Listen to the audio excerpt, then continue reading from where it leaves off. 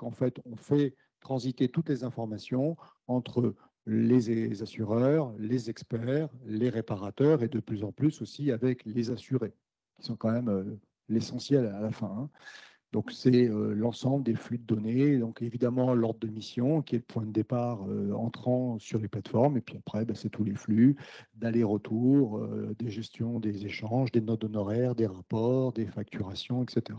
Voilà. Hein. Donc, tous les acteurs que vous avez entendus ce matin, notamment sur la table ronde, coopèrent grâce à ces plateformes, enfin, qui restent un peu dans l'ombre, d'ailleurs, et ce n'est pas plus mal, mais voilà, qui rendent ce service très opérationnel. Et alors, pour ne pas faire plus de discours, voilà, on y viendra après, on peut envoyer un film. Je préfère qu'on le regarde comme ça, sans déflorer, et puis après, on en parlera. Voilà.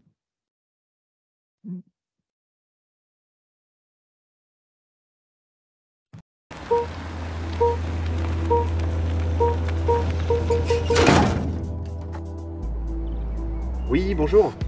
Oui, bonjour. Je vous appelle parce qu'en fait, je viens juste d'endommager ma voiture. Oui, alors c'est au nom de Sylvain Chalot, C-H-A-2-L-O-T. C'est ça, GM 396 JV. Ouais. Oui, bien sûr. Alors en fait, j'ai reculé pour sortir la voiture et là, je me suis pris un poteau. Du coup, j'ai le pare-choc arrière qui est vraiment abîmé. Non, non, pas d'autres dégâts, j'étais tout seul, c'est que la voiture. Ouais. Oui. Ok. Par contre, j'ai une question, je pars en vacances et j'aimerais que ma voiture soit prise en charge à mon retour dans 15 jours. Est-ce que c'est possible? Très bien. Ok. Pour le réparateur, le plus près de chez moi, ça serait vraiment parfait. Ouais. Ok.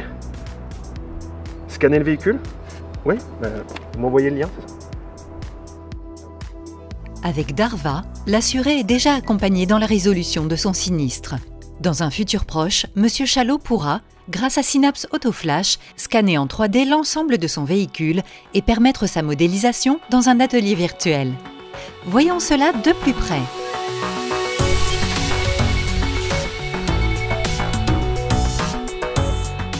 Ce véhicule a une identité unique et Darva retrace son histoire grâce au NFT associé.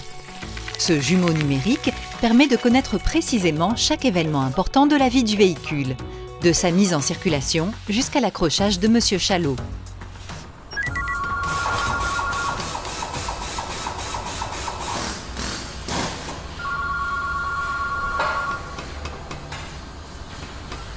Darva permet de visualiser les informations essentielles du dossier avant même la prise en charge du véhicule par le réparateur. L'usage de la réalité augmentée permet au réparateur de constater la nature des dégâts. Il suffit pour cela qu'il chausse ses lunettes connectées. Une gestuelle simple permet d'examiner le véhicule.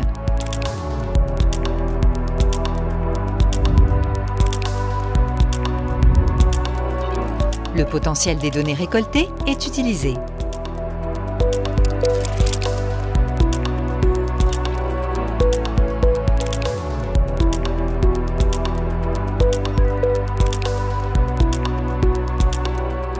L'intelligence artificielle va aider le réparateur dans son premier chiffrage.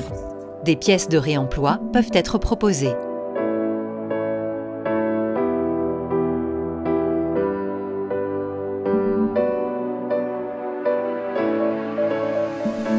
Le réparateur et l'expert se rejoignent dans l'univers virtuel associé à l'examen du véhicule. Bonjour, merci pour le lien de connexion. J'ai pris connaissance du dossier de Monsieur Chalot. Bonjour, oui, comme noté dans le dossier, voici les dommages. Il y a le pare-choc arrière et une rayure sur l'aile arrière gauche.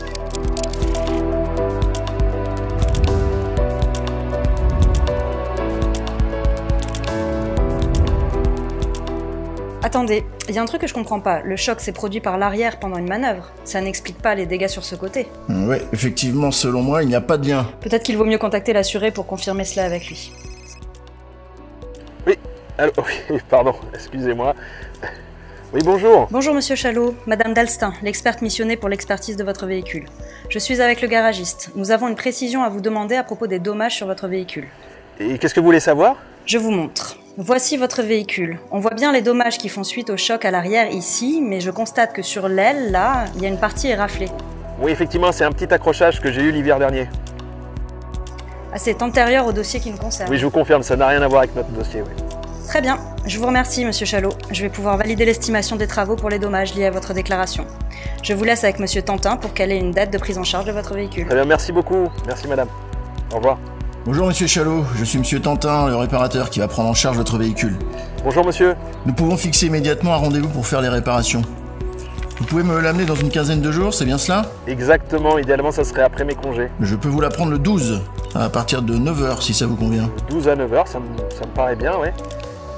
Et vous auriez besoin de la garder longtemps? Nous précommandons les pièces, donc vous pourrez la récupérer le soir même. Super. Bon, on se dit rendez-vous le 12 à 9h alors. Je vous en prie. Bonnes vacances, monsieur Chalot. Merci, ouais, je vais en profiter. Merci, au revoir monsieur. Au revoir. L'ambition permanente de Darva est de fluidifier, par ses innovations, la relation et la collaboration entre les différents acteurs d'un sinistre.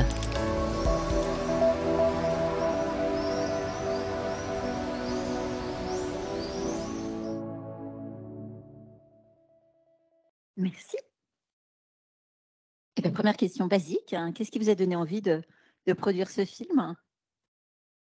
On a une responsabilité aujourd'hui de place, puisqu'on génère un orchestre, la quasi-totalité des flux auto en France. Alors on en est fiers, mais c'est une responsabilité qui nous oblige.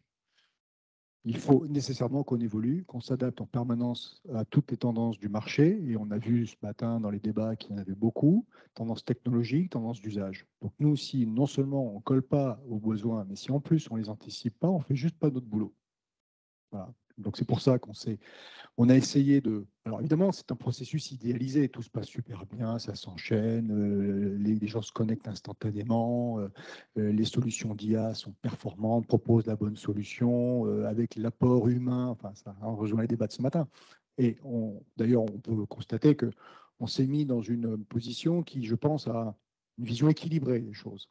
L'IA ne fait pas tout, l'intelligence de l'homme, le bon sens jouent pleinement leur rôle, le relationnel, absolument. On l'a bien vu avec François ce matin, ils ont une mission importante. Donc c'est une vision idéalisée, mais qui pour autant nous paraît être un terrain ou un point de dialogue porteur pour montrer ce qu'on peut avoir en tête, et après enchaîner sur des discussions avec les différents acteurs, assureurs, experts, réparateurs. Voilà, c'est un point de départ. C'est une vision prospective. Qu'est-ce qui relève encore, non pas de la science-fiction, mais en tout cas du moyen terme? Qu'est-ce qui est déjà opérationnel aujourd'hui? Où on se situe par rapport à cette façon de gérer les sinistres? Moi, j'ai envie de dire à chacun peut-être déjà de se faire son opinion sur ce point-là. Alors, j'en ai une, je vais vous la donner quand même, mais je crois que c'est ça qui est intéressant. C'est qu'il y a ceux qui disent ça, c'est n'importe quoi, il y a ceux qui vont dire, bah ouais, mais je comprends pas que ce soit pas déjà fait. Et la vérité est probablement entre les deux. Il y a des choses, alors si on les reprend quand même rapidement, on commence la scène par quelqu'un, enfin l'assuré qui numérise son véhicule. Ça, pas aujourd'hui totalement disponible. En revanche, il suffit de constater que certains iPhones sont équipés d'un LiDAR. Un LiDAR, c'est un équipement extrêmement performant qui n'est même pas monté sur toutes les voitures parce que c'est un équipement qui coûte cher, mais qui est très, très performant pour justement numériser. Donc, c'est des choses, on peut penser qu'elles arriveront. C'est intéressant. Déjà, aujourd'hui, on a la photo. Et alors, petite parenthèse, Darva a développé une vision qui n'est plus, on fait le tour de son véhicule, mais en filmant le véhicule. C'est-à-dire qu'on est déjà dans quelque chose d'encore plus évolué. On ne fait plus la photo avant droit, la photo avant gauche, la photo arrière, pas trop près, pas trop loin. Aujourd'hui, il suffit de filmer autour et le véhicule, notre solution, prend automatiquement la photo au bon endroit, en fonction de quand l'angle est le bon, quand il n'y a pas le reflet, etc. Bref, ça c'est des choses qui arrivent. Après, on voit d'autres éléments. Alors, il y a l'intelligence artificielle, on en a beaucoup parlé ce matin, qui propose des pièces. Donc ça, c'est des choses qui existent, avec les sensibilités qui ont été exprimées, bien sûr.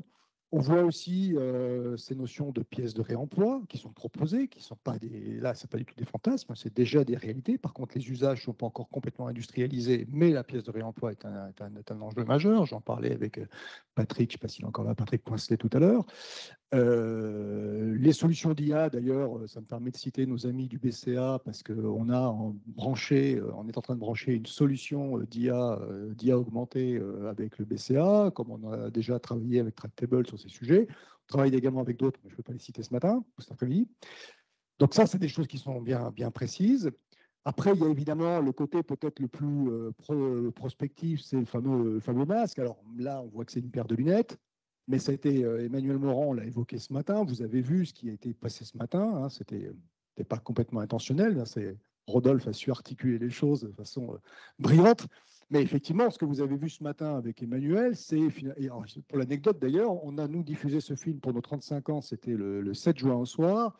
Et c'était l'avant-veille au soir que Apple avait annoncé son casque. Donc il y a une espèce de coïncidence de calendrier qui est intéressante, mais aujourd'hui c'est un masque qui est déjà beaucoup plus léger que ce qu'on a pu connaître avant, qui peut-être arrivera à une simple paire de lunettes, j'en sais rien, mais les potentialités sont clairement là. Hein. Donc là, c'est écrit. Après, c'est l'adoption de la technologie, mais la technologie est là. Hein. Voilà, donc on voit qu'on est dans des éléments qui sont, et c'est quand même souvent le plus compliqué, c'est de les chaîner. Les briques technologiques, elles existent. Après, il faut qu'il y ait une adoption de chacune et en plus qu'on arrive à les chaîner. Là, il y a un peu de boulot encore. C'est un peu votre boulot chez Darva de coordonner ces briques. Hein. Vous en êtes Voilà. dans cette chaîne d'innovation. En fait, voilà, alors merci de cette question, Sabine. C'est vrai que notre un tout petit peu répété, mais pas beaucoup. L'ADN de Darva, c'est bien celui-ci, c'est de se dire, on n'est pas là pour tout faire, et ces technologies-là, vous l'avez bien compris, sont faites déjà par d'autres. Il y en a peut-être quelques-unes sur lesquelles on se positionne. Je parlais de la photo ou de la vidéo, mais l'idée, c'est de les intégrer et de faire en sorte qu'elles soient consommables en accédant à la plateforme Darva, qui saura ensuite, en fonction du parcours que construit l'assureur, être capable d'aller venir chercher la brique technologique qui va digitaliser le parcours. Et il y en a plusieurs disponibles, chaque assureur pourra faire son choix, mais en tout cas, elles sont facilement accessibles. Et c'est ça qui est intéressant, elles sont intégrées, standardisées et donc facilement adoptables. Et on compose son scénario en fonction de sa stratégie, en fonction de ce qui est mûr, en fonction des retours d'expérience que l'on a. Voilà. C'est pour ça qu'on essaie de se placer un peu au centre, sans être dans une volonté de vouloir tout faire du sol au plafond. Ce serait une utopie. Voilà. Il y a certains cas où on se positionne nous-mêmes et on va être en concurrence avec d'autres. Dans certains cas, on ne fait que intégrer, c'est-à-dire pas mal de boulot, mais voilà, c'est ça l'idée. Dites-moi la vérité, vous allez découvrir des choses aujourd'hui ou vous connaissiez déjà toutes les innovations qu'on... Non, j'avais entendu parler mais sans avoir vraiment vu, je pense à Argos, avec Benoît Leclerc tout à l'heure, on s'était vu chez nous d'ailleurs sur ces sujets qui n'étaient pas encore aussi avancés, donc ça c'était intéressant. Après, j'ai entendu avec les débats de tout à l'heure de la table ronde, là où on voit, il y avait vraiment des réflexions intéressantes, donc comme ça évolue, que chacun chemine, on peut faire la réunion tous les 6 mois, c'est un peu nouveau. Voilà. Est-ce que vous avez des questions? Je regarde Jean-Marc Donatien, mais on sait déjà ce que vous pensez. Oui.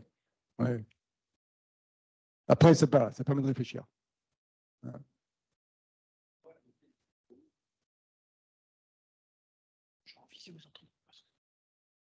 Je reviens à ce petit film qui est très très bien fait. La finalité derrière, quand en fait l'expert vient, et là on parle du contradictoire, effectivement il y a un choc antérieur. La réalité du terrain, c'est pas très bien monsieur, oui effectivement j'ai eu un accrochage il y a quelques temps. Pour changer le pare-choc, il faut le repeindre. Ouais. Imputabilité des dommages, choc antérieur, dans la vie d'aujourd'hui, je ne prends pas en charge toute la peinture du pare-choc puisque je vous répare un pare-choc qui était déjà esquinté. Oui. Le petit bémol, il est là à chaque fois. Il y a une notion de vétusté, il y a une notion de dégâts antérieurs. Je ne prends pas en charge la totalité de la réparation parce qu'il y a eu un dégâts antérieur. C'est ce qui fait toute la force du contradictoire aujourd'hui. Allez, monsieur Donatien, on peut s'arranger quand même pour mon pare-choc. Je ne sais pas, il faut qu'on en parle à mon bureau, madame. Non, mais c'est pas ça. Mais voilà, en fait, oui, là aujourd'hui, vous voyez, on vient d'avoir une discussion. On vient de discuter, donc c'est assez bien. On a fait avancer quelque chose, mais si demain je n'ai plus accès à cette opportunité justement de faire ce système, malheureusement, je perds toute ma valeur du travail que j'ai mis dans les temps derniers à faire, quoi. Alors, Christian, je vous invite à rester. Pardon, vous vouliez répondre? Non, je voulais juste. Non, mais je suis tout à fait d'accord. Le relationnel, on a essayé de l'illustrer. Je pense que c'est absolument fondamental parce qu'en plus, là, l'assuré, il est super sympa, il reconnaît tout de suite que c'est effectivement antérieur. La vérité, des fois, c'est que mais non. Enfin, il faut argumenter, il faut négocier. Pour le compte de l'assureur, hein, donc c'est pas toujours forcément évident, avec un assuré qui peut être, parfois ça peut déraper, le ton peut monter, ouais, non, je sais bien, et à la fin, il va falloir quand même essayer d'obtenir un accord, une satisfaction, et c'est là, il y a du savoir-faire, hein, il y a de l'humain. Hein. Mais après, voilà, on n'est pas Je suis contre, d'accord. hein, on n'est pas contre, bien au contraire, c'est bien, hein, virtuellement, c'est pratique, quoi. Ouais. Non, je voulais juste te dire, par rapport à ce film, il a été pour l'instant diffusé de façon ponctuelle à la demande. À partir de lundi, on le rend public. Hein, donc voilà, vous pourrez sur notre site darva.com aller le télécharger si vous le souhaitez, hein, et en faire l'usage qui vous convient. Voilà, et je remercie Rodolphe de nous avoir fait un petit appel pour nous permettre de le donner cette audience aujourd'hui. Voilà. Vous restez avec nous pour la suite du débat? Ah ben je ne sais pas. Je Alors, suis, merci. Oui.